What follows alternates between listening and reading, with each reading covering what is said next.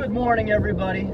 So today I wanted to talk about a question that came up in my new home building Q&A group on Facebook. Somebody asked what the step-by-step process is for they're at the very last stages of their home being built. So they're going to have occupancy in a week, and they're wondering, what they need to do with their construction loan, converting into an end loan, and what to expect with the rest of the building process. So specifically, what are all of the steps that are going to happen from here on out? I'm in the last, we'll say, 2 weeks before I am slated to move in. Well, first we'll cover the financing portion of it. And every bank is different. Every construction loan is different. Every builder is different. So I'll speak for how we typically do things and what I'm the most familiar with financing wise, and that would be the client takes out a construction loan for the building process.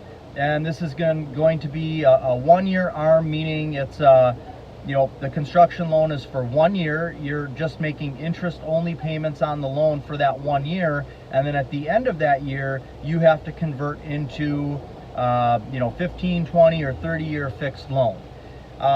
Some banks also offer 3-year, 5-year, 7-year ARMs that you can use as a construction loan.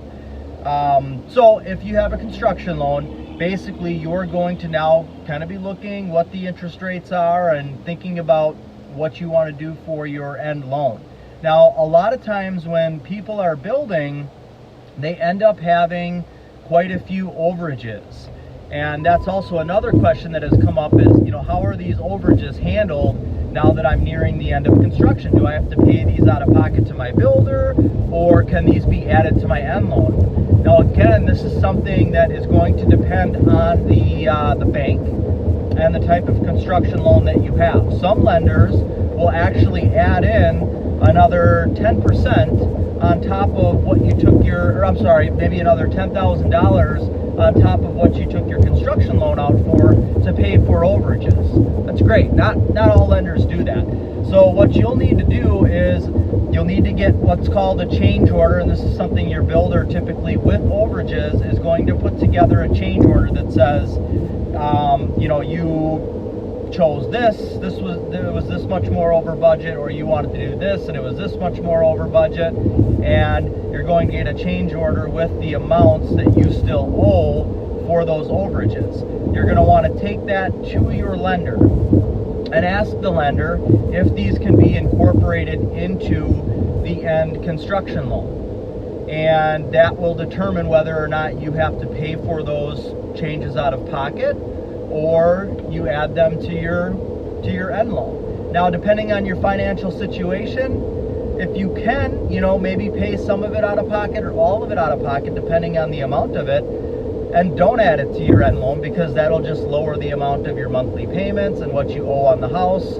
You'll be quicker to have more equity in your home. So that's the financing portion of it. You're going to want to now that you're getting closer to the home being done, touch base with your lender, find out what the interest rates are, let them know what the projected occupancy date is, because once you have the occupancy permit, you are then able to convert into your end loan. Now, this leads me into the next construction portion of it. So getting the occupancy permit, that means that the house is done, right? Great, you can move in, you've got the occupancy permit.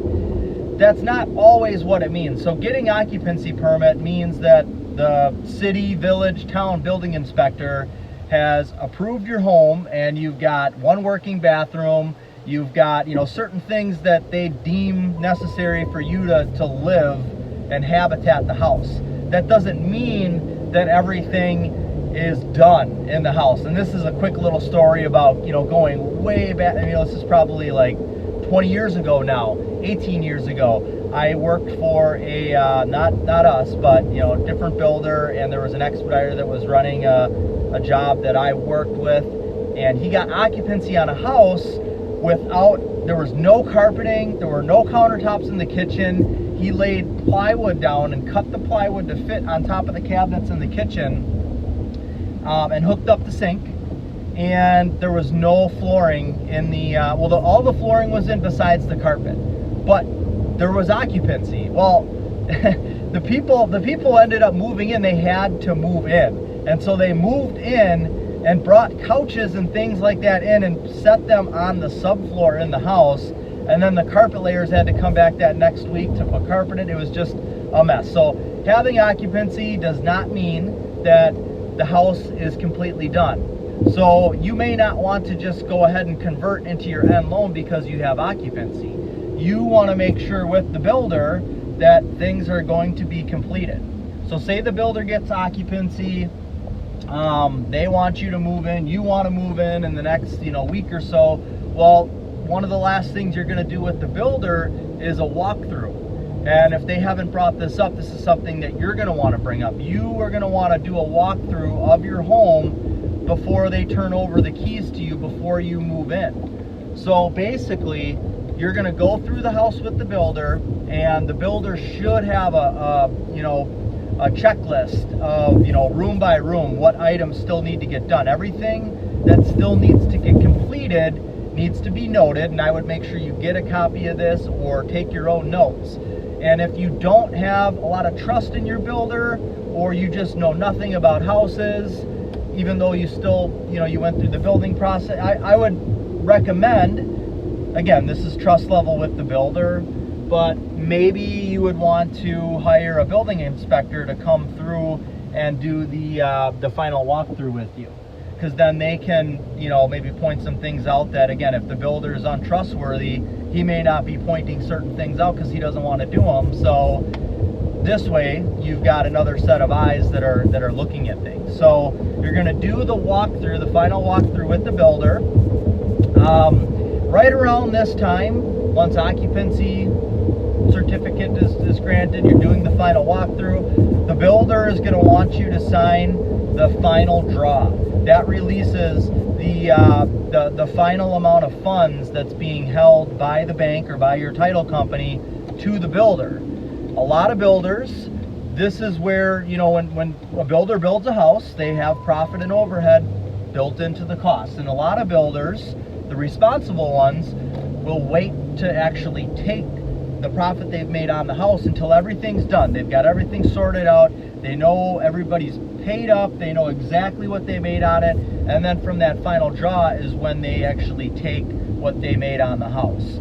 Or they, at that point, they still have subcontractors to pay out as well. So the builder wants that fourth and final draw. If you just have small detail items that need to be done, there's a piece of shoe missing in the kitchen, we're missing a cabinet door, we've got an interior door that needs to be replaced because it's damaged. Those aren't reasons to not sign the final draw, unless you've had a horrible experience all the way through and you don't trust the builder and you want to make sure everything is done ahead of time.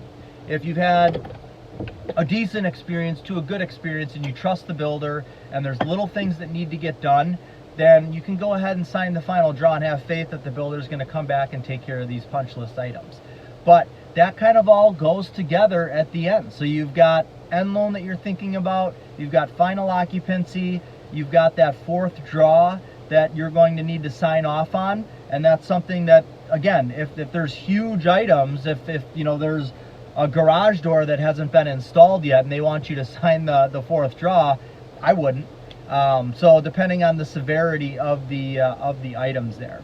And then you've also got you're coordinating your move-in date, the signing off of the fourth draw, the final walkthrough, the end loan for your new construction. So those are all the things that are going to be happening at the end. And you may need to apply a little bit of heat to the builder in order to get them to get you all of the final overages and numbers. A lot of times builders aren't really adding up everything that, all of the exact little details until the very end. So you need to know for your end loan and what to tell the bank to hopefully add onto your end loan what those exact amounts are, and you need change orders for that. So you may need to apply a little heat to the builder for that. So there's definitely responsibilities on your end and the builder's end. I hope that helped. If you have any questions, comments, let me know. I do also offer consulting services, so if that's something that you're interested in, let me know. If you find this video helpful, useful with somebody who is selling new construction homes, selling real estate that gets involved with new construction homes, or if you're building, please share this with them. Thank you very much, and if you don't mind subscribing, I'd love that too. Have a great rest of the day. Take care.